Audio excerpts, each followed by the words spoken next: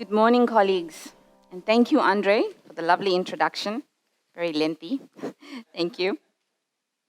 It goes without saying, I am absolutely delighted this morning to be presenting a joint keynote address with my dear friend. She's my friend before she's my colleague, and my colleague, Dr. Jennifer Keup, who's the director of the National Resource Center for the First Year Experience and Students in Transition, based in the United States.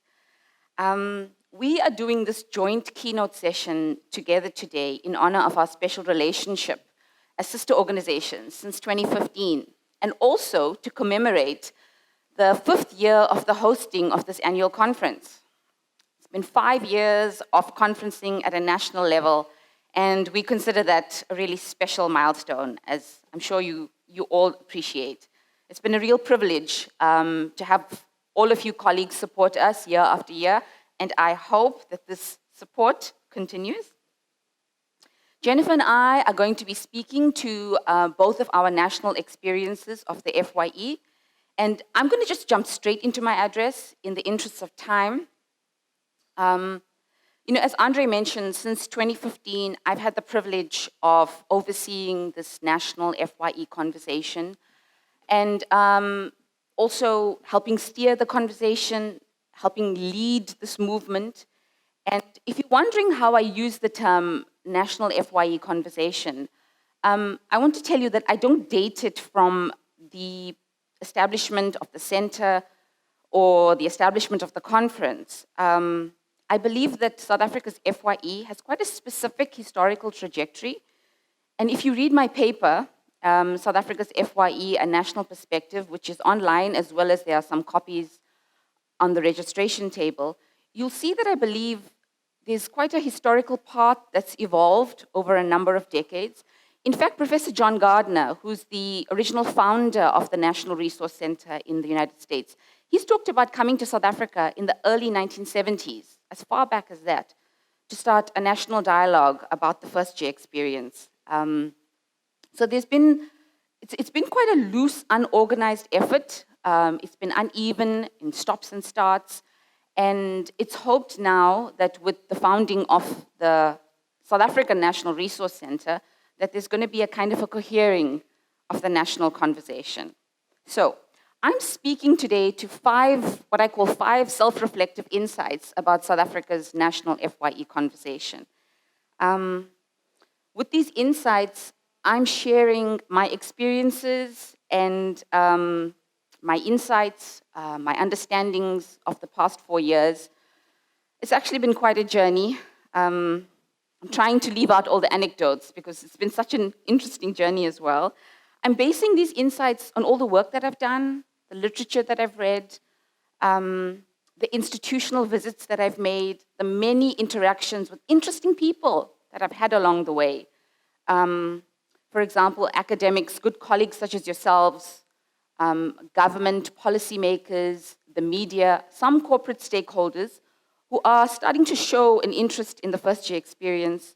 Also, students, parents and families of students. These are my own very subjective insights, and I hope you find them useful, as I do, as kind of a marker of the content and the direction of the national FYE conversation. And also, a critical look at the ways in which we are actually serving South Africa's first-year student population. So I've got 5 insights. All I ask of you is that you do not fall asleep by insight number 3. Then I will know I've been successful. So I'm just going to jump straight in. Oh, we have a nice clicker here. Insight number 1 speaks to what I call advocating a data-informed but not data-driven approach. Now, since I joined the SANRC, I often receive requests for data, queries about statistics, and these come not just, interestingly enough, not just from academics and policymakers, but also from ordinary people, ordinary South Africans, for example, parents. This is not something that we do. We don't advise parents, but there are a fair amount of calls that I field from parents who are concerned about the graduation rates at particular universities, concerned about how their children will fare at X institution, and it's possible to see a real anxiety there. There's a data hunger that is out there. I think we're a data hungry generation. And my fear, my concern, is sometimes that the analysis with the focus on data can sometimes be a little simplified. Sometimes the analysis starts and it ends with quantitative measures of student success. Sometimes it leads to sweeping judgments about particular institutions and the quality of those institutions. Now, please hear me before people like Ian start looking at me funny. We obviously need to appreciate the power of quantitative data. How else would we work responsibly in this field? Quantitative measures of student success tell us very important things about the higher education system, about the productivity and the efficiency of the higher education system. What I am saying, though, is that our analysis should not stop here. As all of us know, interpreting quantitative data, numerical data on student success, it's very conceptually complex. And we often use words such as graduation rates, throughput rates, completion rates. Sometimes we use them interchangeably. Strictly, they're not the same thing. We need to start a debate about these things. These terms tend to be popularly misunderstood, misinterpreted. There's also the perception that the throughput rates of various institutions are somehow comparable, that all the institutions are on a level playing field. Now, given the different institutional backgrounds, the historical baggage that each of the institutions carry with them, the histories, the types of institutions, it's misleading to assume that all institutions are on the same level playing field. We know that they're not. A strong focus on quantitative data can be dangerous. It can limit the attention that institutions actually invest in the development agenda, in bettering the student experience. It can also encourage universities to focus more on areas which can be ranked and less on the actual student experience. Essentially, what I'm saying is that while we respect the power of quantitative data, we must be data savvy, but we must consciously guard against being data driven. And this is a field, the field of student success, which lends itself very easily to being highly data conscious about throughput rates. And what I'm trying to sound a warning bell here about the need to use data responsibly, the need to interpret data in a very nuanced way.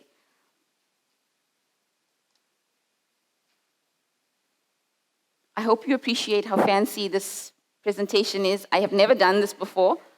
That's my young colleague Lebu out there, who's a design freak, and she's made me look fancy. But I'm not normally like this.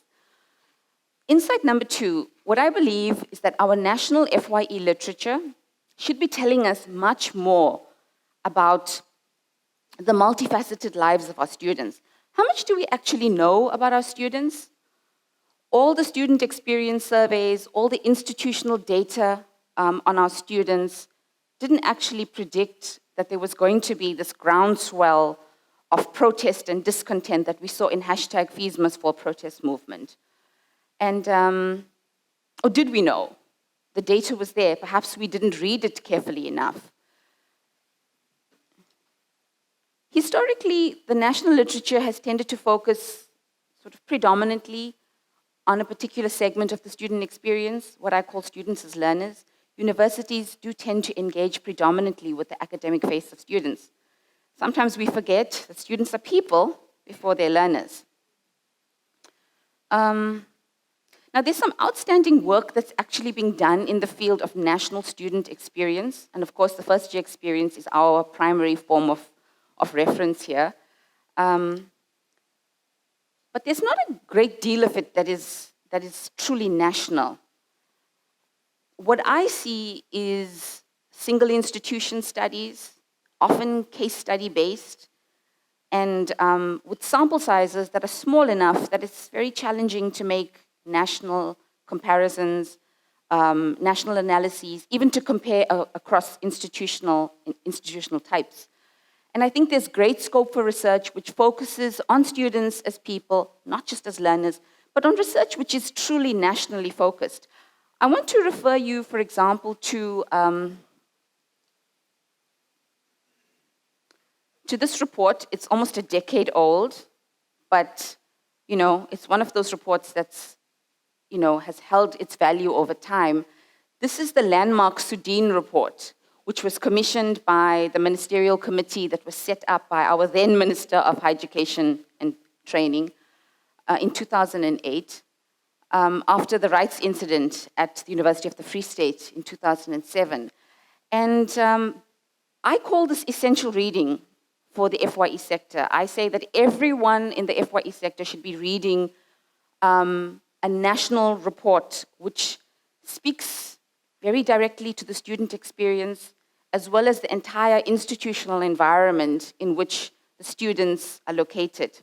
It really speaks to institutional cultures.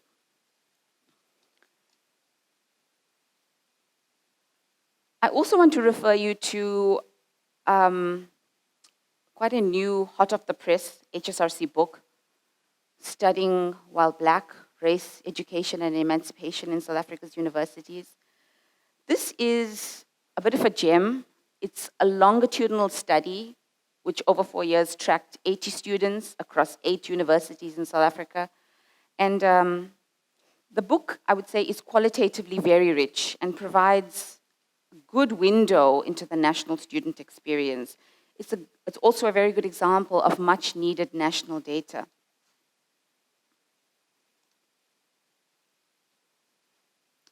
I think what these reports, the national data, in many ways is showing us is something that we don't want to confront.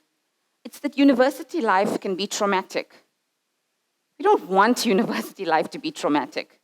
We don't want it, for example, to be an experience of that a student likens to coming to a new country, or a prison sentence, almost. They want to leave and finish, and nothing more to do with the university in the future. They show us also that university life involves trauma, it involves suffering, in ways that maybe we in our daily lives as higher educational professionals don't appreciate enough.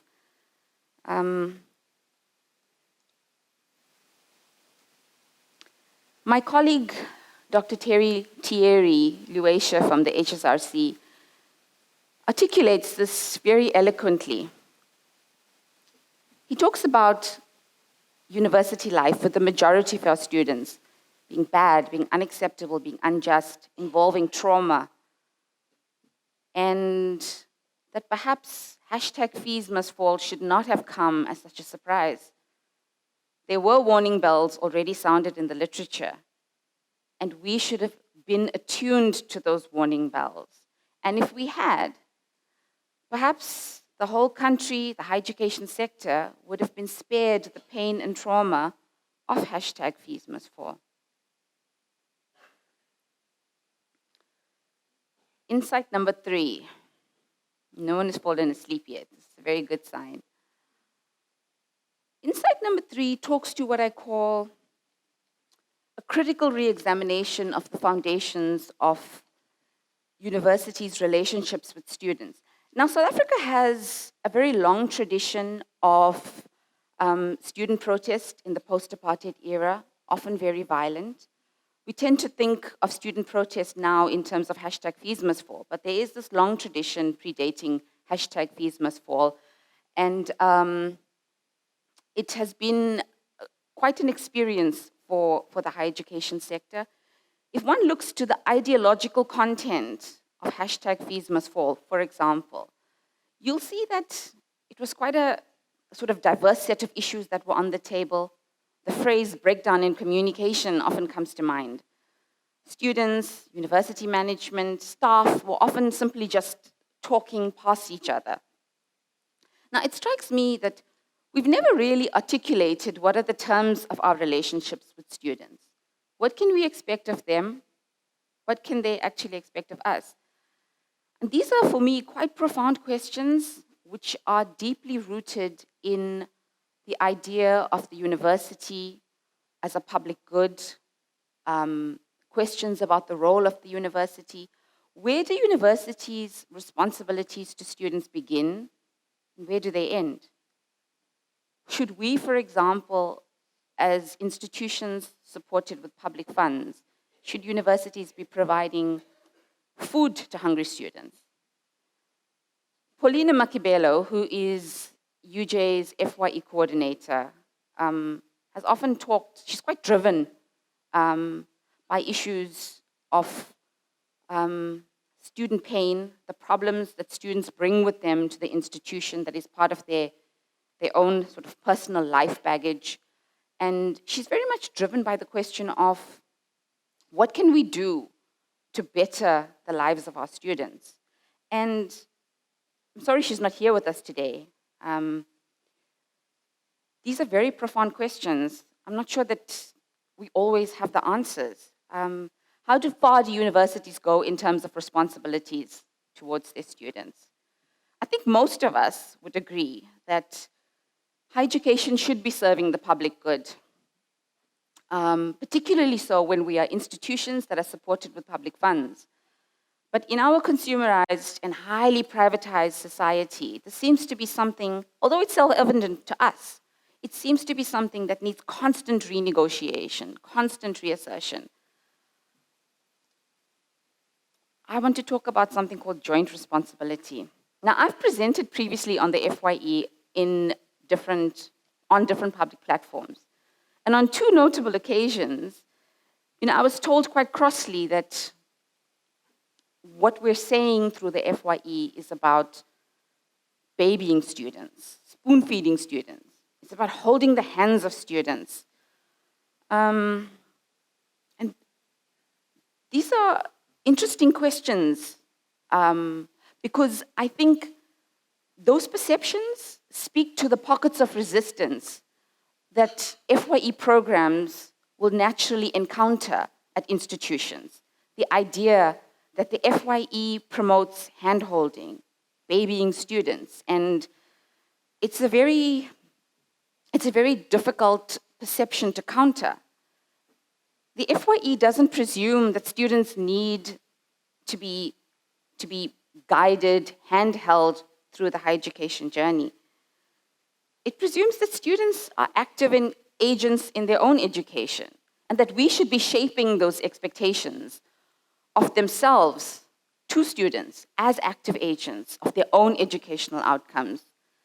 And I talk about joint responsibility because I think that is very, very important. The relationship between students and institutions should ideally be one where students and institutions are joint partners. There's a clear sense of responsibility between those who provide higher education and those who experience it. These are tough questions. I don't think there are any easy answers or anything that's straightforward about this. These are just very big issues against the landscape of higher education that we need to be debating or re-examining our own assumptions.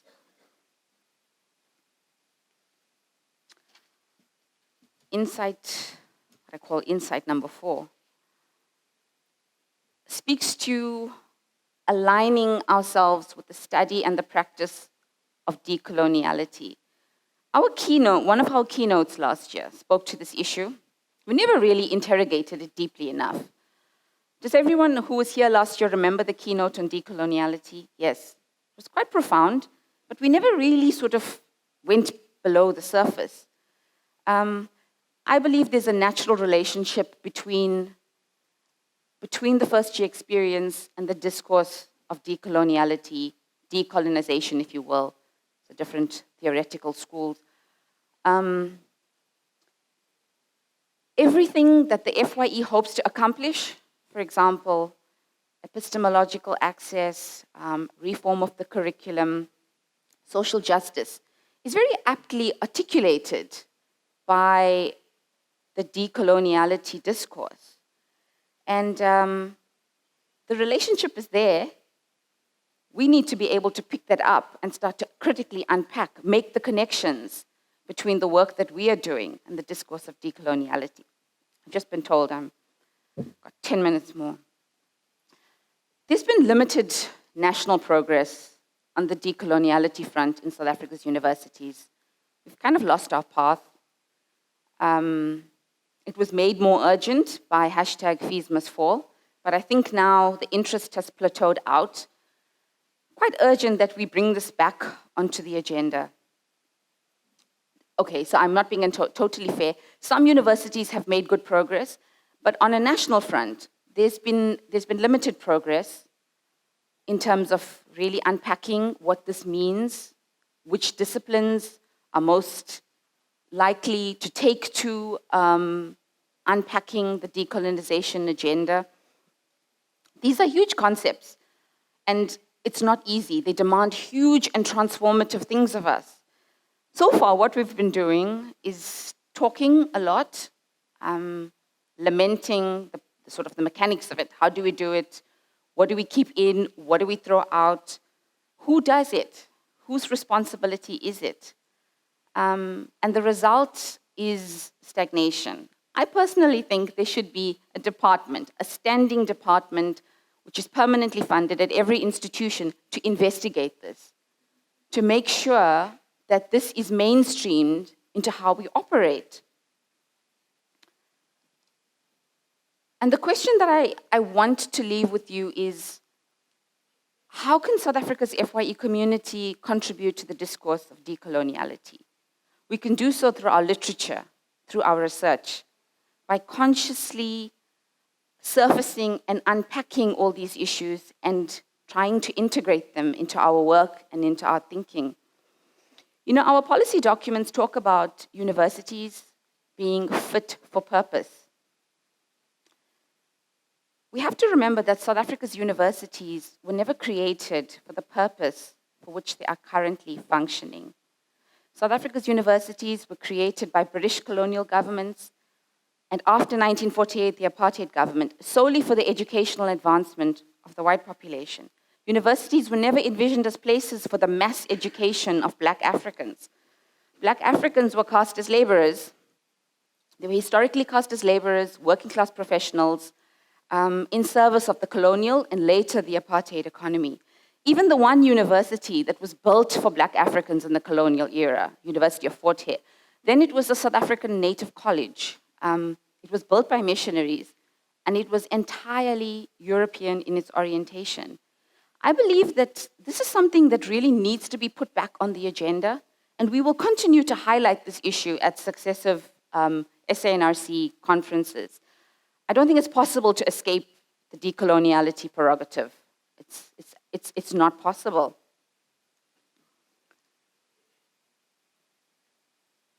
Number 5, I've come to the end, and no one has fallen asleep yet. This is excellent. The idea of the FYE as an education reform movement, I just want to draw our attention to the bigger picture of FYE. And the reason why it's so important for all of us to be here today. I heard this phrase, education reform movement, at an NRC conference in 2017. It's quite a game changer for me in terms of my understanding of the FYE and how powerful it is, how revolutionary it is, not just for us and our work, but for the sector and for the country. Words such as reform and movement. It's very powerful for me, particularly as a scholar of political science. You know, they imply moving forward, transformation, action. And, you know, we can ask ourselves to sort of unpack that. Why reform? Well, reform because the first year experience is now, you know, we recognize it's a qualitatively new and different ballgame from what South African universities are traditionally used to be doing. We now know that first-year students have to be treated differently, they have to be taught differently, they have to be supported differently from the rest of the student population, but of course in the context of all the transitions of the undergraduate experience. You know, I went to university in the 90s, and it's been possible to see this real-time shift in attitudes. It's been very exciting to see this happen and to feel as if the higher education world is being reimagined and reconfigured.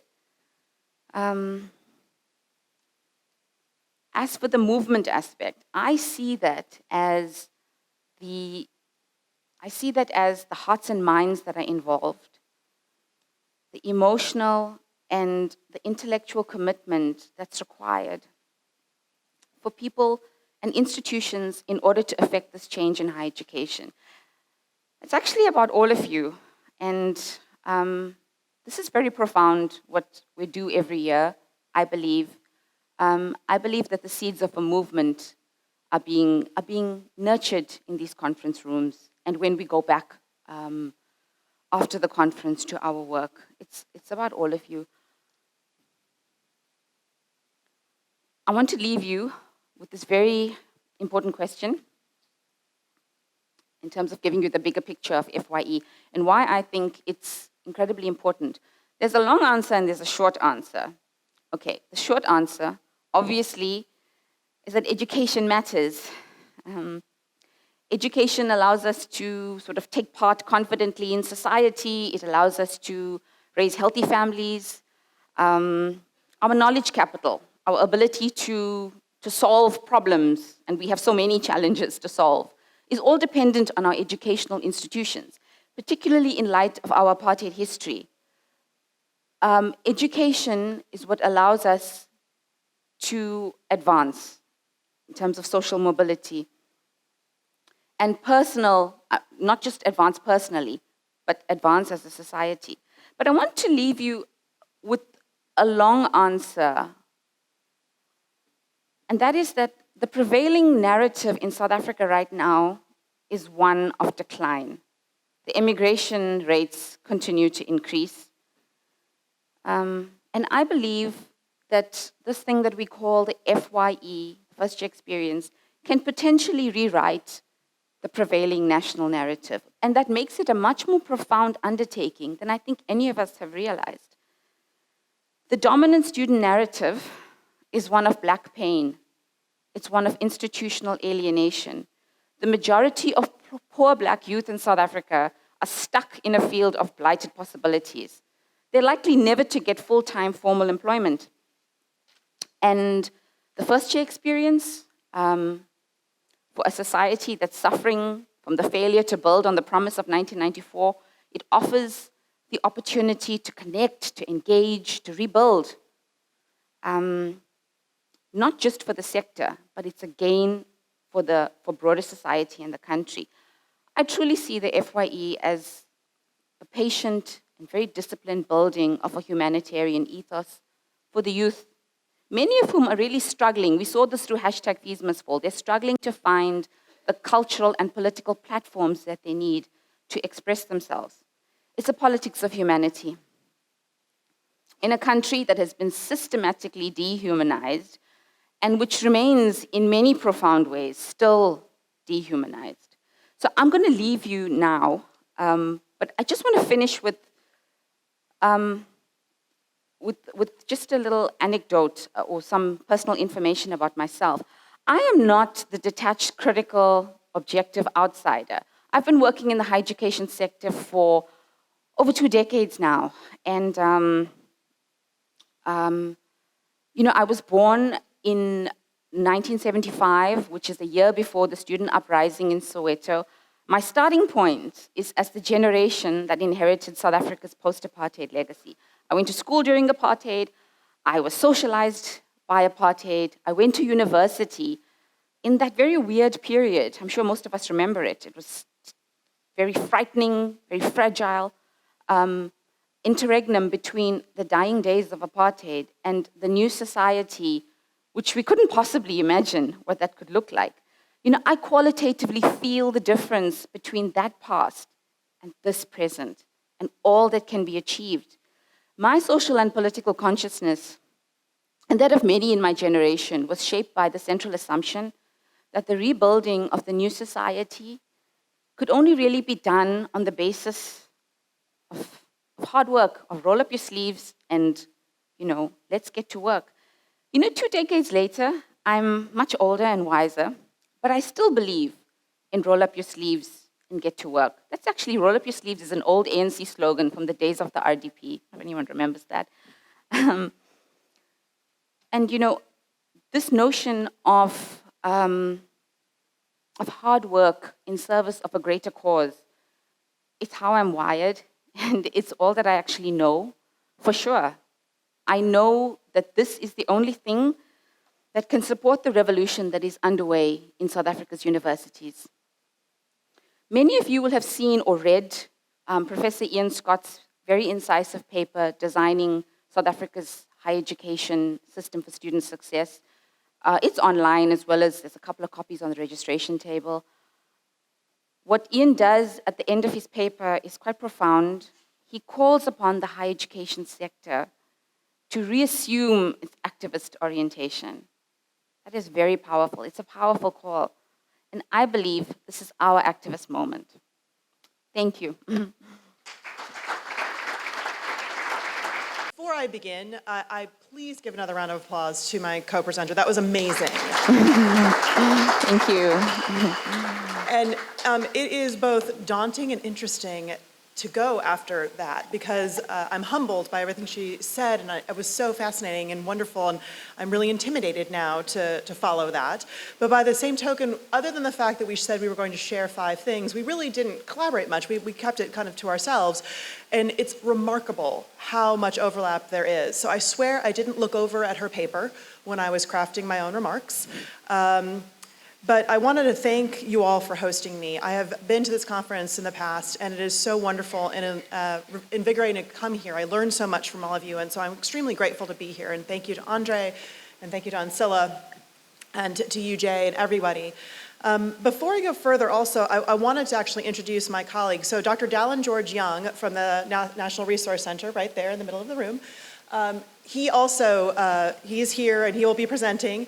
And I have to sort of almost give him and all of our staff at the National Resource Center kind of co-listing on this talk, because in some ways this is an interesting talk for me. For those of you who've seen me before, I generally stand up in front of you all with a lot of data and a lot of slides and a lot of information. And instead, I've done this talk a million different times, I feel like. I had a bunch of slides, I revamped it many different times, and I thought instead, really given the nature of this 5th annual conference and this sort of anniversary and milestone moment, that I wanted to speak from the heart, that this is less about tons of data and more about the things that we talk about in our research meetings with Dallin, who's the Assistant Director of Research Grants and Assessment, that drive our strategic planning conferences, strategic planning conversations, that sometimes keep me up at night with both excitement and concern. With respect to the movement in the United States, as well as the role the National Resource Center plays in that movement and the leadership opportunities we have. The center has been around for almost 40 years, and we're really at this interesting crossroads in terms of the history of how we've grown and the impact and how the first-year experience movement has crystallized, as well as looking forward to see our potential impact. What can we continue to do? What are we being called on to do? And how does that role and responsibility change when you're 40 years old as opposed to 5 as a center? As Annsilla mentioned, the movement in the United States predates us, the National Resource Center in the US, by quite a good margin. But that leadership, that coalescing that she mentioned, is the role that we have played. And what is our responsibility to this movement and to the educators? Particularly as we have seen this movement, a first-year experience in students in transition, institutionalized, right? It is part of our vernacular. We use it pretty easily. Almost all campuses have some element of it. It was born out of social justice movement, just so you're aware. I don't know how many of you are aware of this, but the University of South Carolina had a riot on our campus of student dissatisfaction with the administration. And so the idea of social justice in a movement first year experience movement came out of this notion of student voices coming forward, and there's this sort of protest. And the students went to the president's office and barricaded him, at that time was a man, into it, and he was there for 24 hours. And he said that he thanked the students for giving him an extended period of reflection, which is about the best PR spin of anything I've ever heard in my life. But in that extended period of reflection, he came out and decided that he wanted to create an experience where students felt they had a voice and a part in the conversation and a true relationship with the institution. And out of that was born the first year seminar that's award-winning at the University of South Carolina.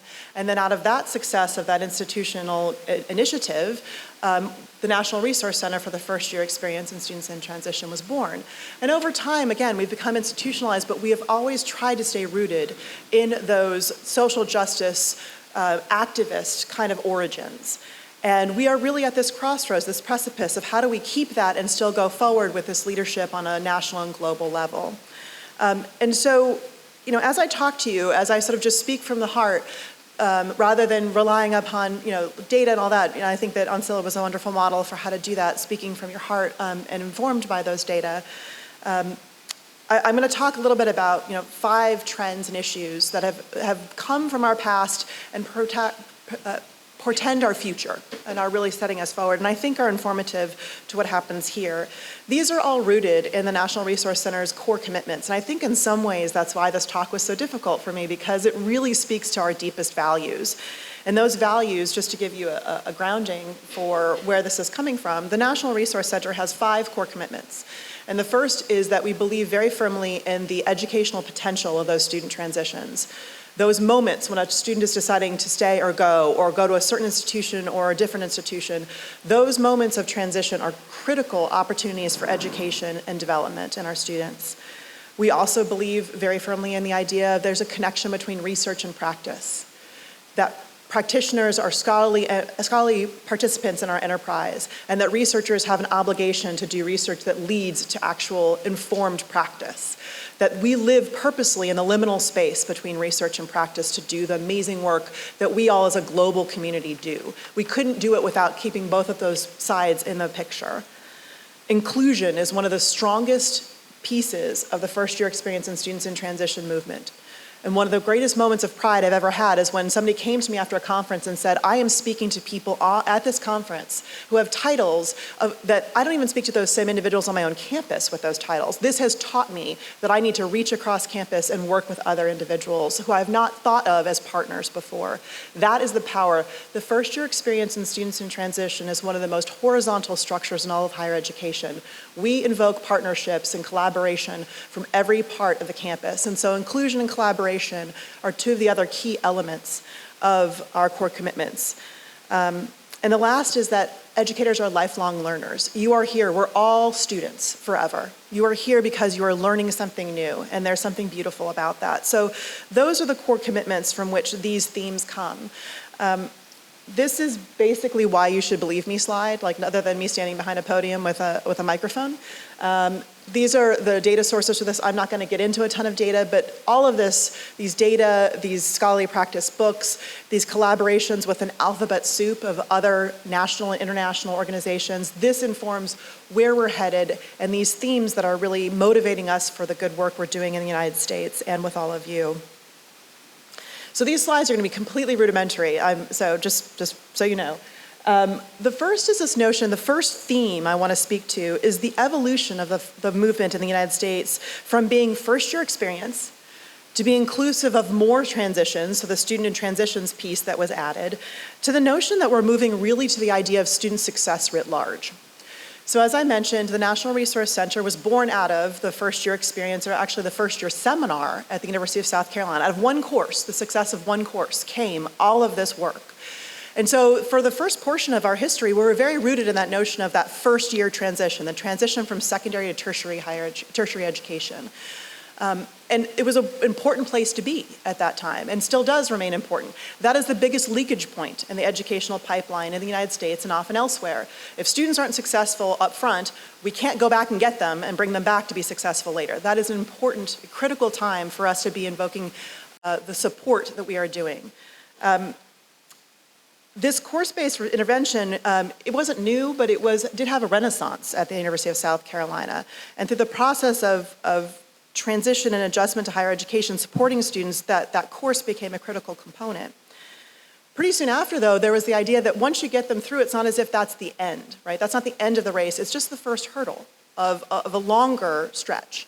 We find in the United States that we started looking at the end point, the senior year and culminating experiences, that students' pathways in the United States to higher education and completion aren't always linear and oftentimes include other institutions, and you transfer or you have multiple enrollments at other higher education institutions. So students start, for us, at community colleges and then come to the four-year sector, or they're enrolled at multiple community colleges or multiple institutions of higher education. And that pathway, that idea, we have to include the idea of transfer between institutions as well. We see that sophomore year, the second year for us, was a critical component of moving from being the newbie to being an actual contributing leader in that environment. So that second year had some important elements as well. And so we started to include all this under the umbrella of students in transition. And in the late 1990s, the center changed its name. So our long and cumbersome name is not an accident. It is actually born out of the first year experience, and then we added the students in transition piece. What I think has been one of the critical trends for us, I'd say in the past 10 years, is that we are moving further even beyond students in transition. The notion that students are always in transition, that in transition in ways that aren't really sort of temporally bound. There isn't always a hurdle or a flag or a milestone that we can look at and say, yes, all students move from secondary to tertiary education at this time. We know what that looks like. We can point to it and we can say that's it. Students are going through transitions constantly. They're changing their sense of identity, who they are. They're changing their relationships with their family, with their communities, with employers, with romantic partners, with friends. They're changing their majors, their interests, their career paths. They're moving different housing from their home, the familial home, to maybe on campus, to off campus on their own. In the United States, we have, I know many of you, student athletes are a big element, student athletics, collegiate athletics. We see a lot of students who come in who've always been defined by being a basketball player, a football player, a soccer player, all of these things. They get injured or they decide to leave their sport and they have to completely figure out who they are all over again in the collegiate experience when they're also learning how to study, how to speak to faculty, how to speak to instructors, how to read at a collegiate level, all of that. So students are in a constant state of change. And so the notion of transition is now moving into this idea of student success being how do we connect those constant elements of change into something meaningful. So in some ways in the United States, we're moving beyond first year experience and beyond transitions into an overarching understanding of change and transformation management being the element of student success. So I sometimes wonder if we're going to put ourselves out of a job and the notion of, the idea that we're first year experience and students in transition. Those are key elements, but it's changing drastically. And what does the future hold in terms of how we think about student transitions? I sometimes actually wonder what it would have looked like if we had dropped into the larger higher education movement at the time you all did. If 5 years ago, when that student success definition was maybe much more developed, and you dropped into it like that we started at that time, the way you are, and I think of the potential that has and the responsibility that has for all of you about how you wed first year experience with the myriad transitions that students are going through personally and academically, and with the student success movement writ large. There's a lot of potential there that I'm almost envious of that you all have, and I look forward to what you are going to be bringing to the table in terms of wedding first year experience with student success as it stands now, as opposed to where we were 40 years ago in that conversation. Now this next one is often, theme is often considered heresy, but this idea that FYE goes beyond throughput and retention. Now, before you all pick up your devices to tweet, Jennifer Keup from the National Resource Center doesn't care about student retention. That is not the message, I want to say. But along with what Annsilla was saying earlier with respect to the data, we are struggling in a way with the idea of what does success mean? So we talk about student success, we talk about what that looks like with respect to first year experience and transitions, but there's a bigger picture of how do we think about more meaningful student learning and development outcomes. Progression and degree attainment is of course of critical importance, and it always will be, and so I'm not saying to dismiss that. That metric is important, and it will get you into many conversations. But I fear that this focus solely on completion and throughput sometimes stops the conversation about student learning instead of starting it. That we just finish the conversation by saying, yes, we can count the bodies are still here the next year, rather than discussing true student learning. This quote up here is from Vasti Torres, who is a well-respected theorist and researcher in the United States, and she talks about the idea that many theories have seen the role of first-year and transition programs as solely focused on retaining the student. But these programs should have a greater influence on setting the tone for what it means to be an educated individual and the responsibilities that come with gaining a post-secondary education. What does it mean to be an educated individual, and what responsibilities are our students embracing with their post-secondary education? Does it also include, besides just showing up and getting that degree and getting that progression, does it also include employment competencies, diversity and intercultural competency, the ability to have ethics and lead, the idea that they have connection and community, that they have a resilience and growth mindset, that they're motivated and can identify what it is that speaks to them on a personal, intellectual, and interpersonal level, that there's a sense of civic engagement and responsibility to their larger communities, and that they have interpersonal and communication skills as well as intellectual and cognitive capacity. There is much, much more beyond showing up. And if we look at student success and student development from a multitude of capacities, then we understand retention and throughput as a side effect of that. That the student growing and being able to succeed academically, to be able to succeed interpersonally, to have a sense of self that also is connected to larger communities and giving back, that all suggests that they are an educated individual and that they will embrace those responsibilities that come with gaining that post-secondary education. And so thinking about retention as a much larger myriad of influences is a critical component to be able to serve our students and to, in the first year, be able to give them the foundation to be successful, to embrace all of those developmental opportunities on multiple levels. And so I think that if we can broaden the discussion of student success beyond just retention, beyond just showing up and having a heartbeat, that we can really do amazing work. And the fact of the matter is that we are doing that work, and we know that retention is all those elements. And so in some ways, we're out here to proselytize to others and make sure that that stays on the table. That we're the one at the end that says, excuse me, I know we're talking about retention, but aren't we also talking about, and then list the as other elements that are critical to it, and make sure that we keep that agenda, the retention and throughput agenda, inclusive of these other elements. The next one, this is the resolution of this picture is poor, but I liked it because it was inclusive of a lot of different students, because the third theme I want to talk about that's of critical importance, I think, to all of us is this notion that access to higher education has changed, who the students are that we're serving, and how they learn, and how we serve them. So this goes a little bit to what Annsilla was saying. So this idea of that we are seeing different students come to us, and we're not often equipped to serve those students. So over the past 60 years in the United States, and I'd say obviously, the watershed moment for this country was in 1994, we have focused on access and the idea that we are opening our doors to so many new student populations through legislation and financial aid, trends in higher education, socio-political shifts, changes in birth rates and immigration patterns, growing diversity, advancements and limitations at the secondary educational level. We are seeing increasingly diverse populations of students and that are considering and entering higher education. So those of you who have ever stood in front of a class and think of the students that are there, and think what that would have looked like 10 years ago, 20 years ago, 50 years ago, if you were standing in front of that classroom. And think about what it might look 20 years from now in terms of who is going to be in that room. What are those students going to bring to the table? These populations often represent historically underserved populations, and with that comes an incredible potential for us to gain social justice and equity, right? That these students weren't here before. They represent communities that were completely dismissed and excluded from the conversation, and that's incredibly exciting. However, in the United States in particular, I imagine here as well, we're seeing populations come in that we don't even know how to define yet, and that we won't be able to tell by looking at these students. We see that different groups are coming in, and the diversity encompasses different types of students, such as first-generation college students, low-income students, students with housing and food insecurity, working students, adults as learners, students who are parents, students with emotional and mental health care issues, students with academic preparation issues.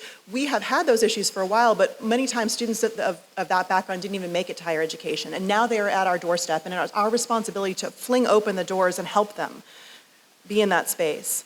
And we weren't always created for that. As Annsilla said, higher education was not created for the groups of students we're seeing.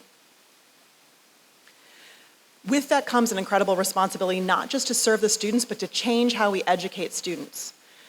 We need to give them the safety to self-identify with those different areas. That a student with an emotional health care issue or a diagnosed mental health care issue has the safety and can feel comfortable coming to you and saying, you know, I have this issue, I've been diagnosed with this or that. It's not stigmatized. We have to have the leadership to destigmatize identity areas that formerly have been things we don't talk about. In the United States, we see this incredible movement of first-generation college students, which means for us the first in family to go, that their parents, their sisters, their brothers, their cousins, other individuals in their family did not go to university or college. And we see this growing issue of that's a point of pride. It's not a point of shame, it's a point of pride. And that's really exciting to see. And we need to go beyond deficit thinking to say these students are overcoming these hurdles to make it here. No, they are bringing unique sets of skills. Their identities are bringing to the university a wonderful richness.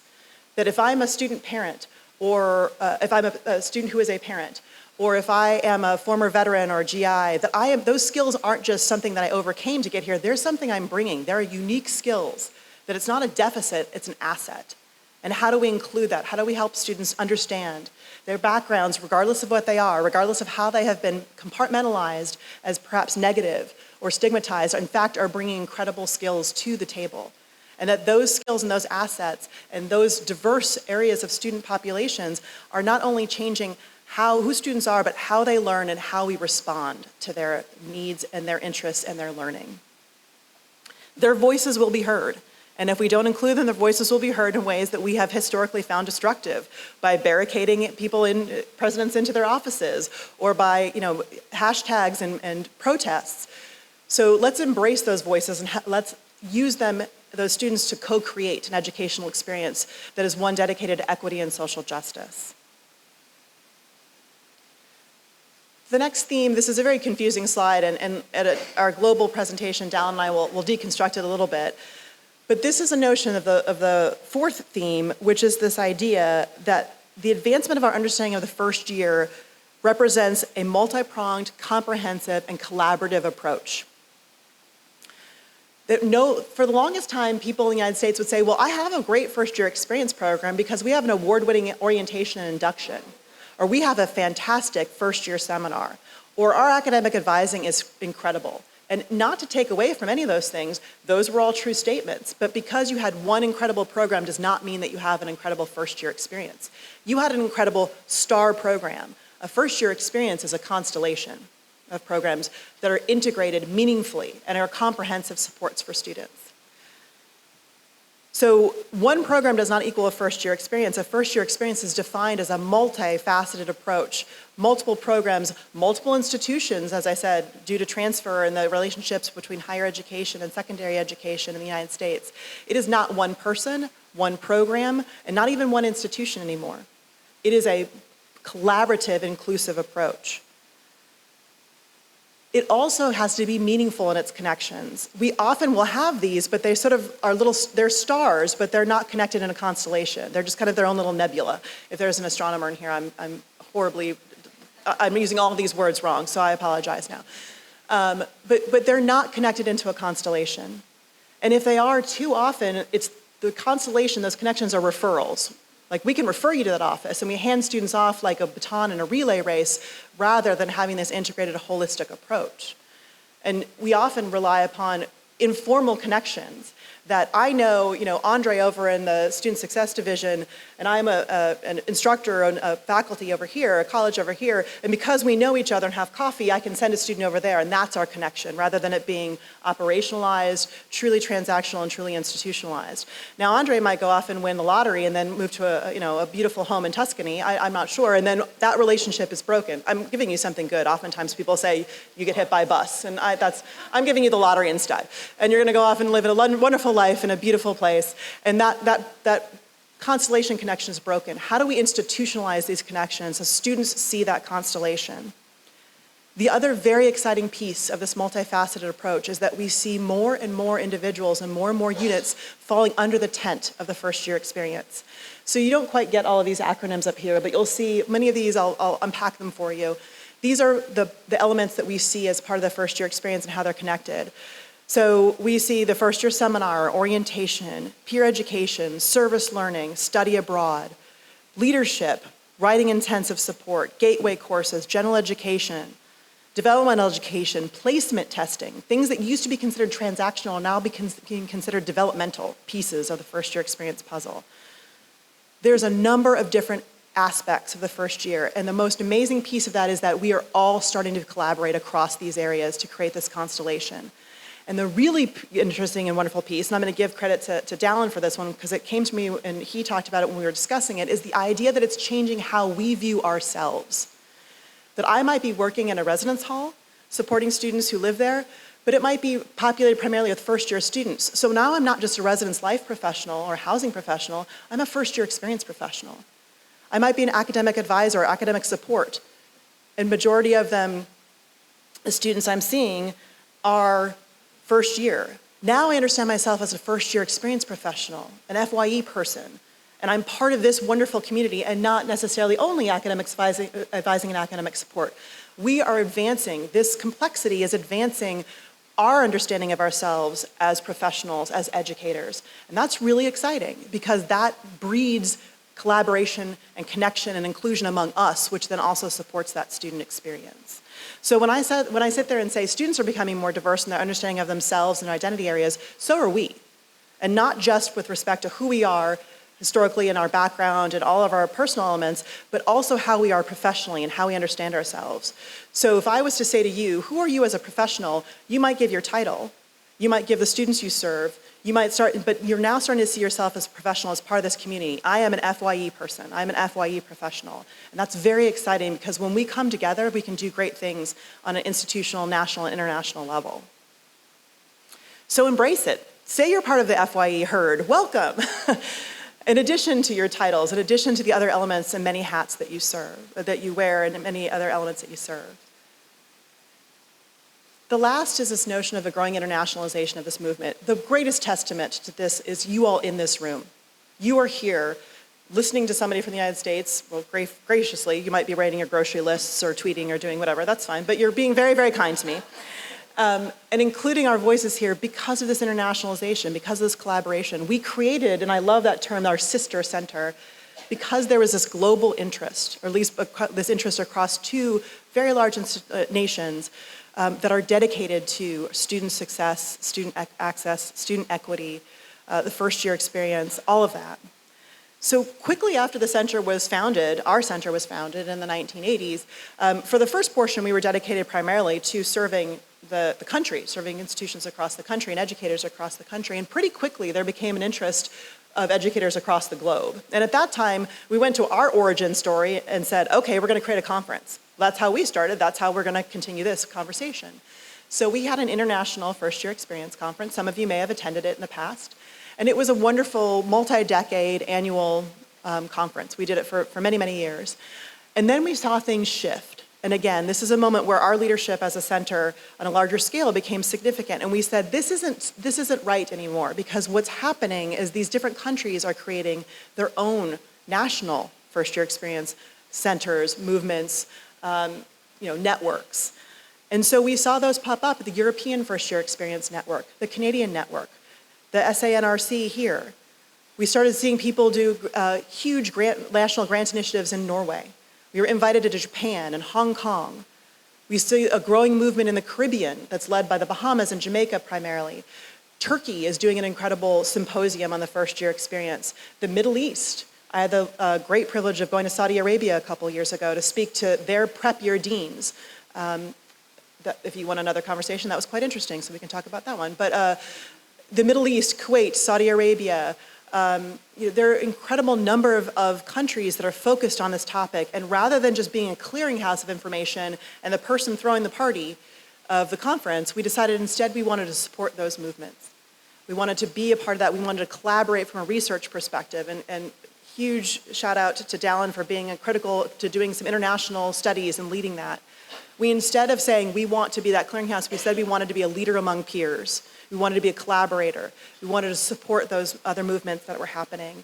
And we wanted to say, hey, we're 40 years old and we kind of have messed up in these areas. Here's some things to think about. And be honest and transparent about things you might not want to do. Because we as a country and the students we served and the environment we lived in, that didn't work very well. And so we tried to be open and transparent and vulnerable in those relationships and collaborations. We're now at another moment where we're looking at how that's going to shift. That we not only want to be a leader among peers, that we not only want to be a clearinghouse and a support, but that we also want to be the most connected node in a global network, global social network. And so we have these wonderful multiple communities across the world, but we want to give them a space to come together and learn from one another, to share themes and issues and say, hey, we're dealing with issues of mental health crises in the United States. How, Saudi Arabia is dealing with that as well. How do you deal with that in different cultural contexts? How does what we've done in the United States help Saudi Arabia destigmatize that for their students, given the culture, the religion implications, their student populations?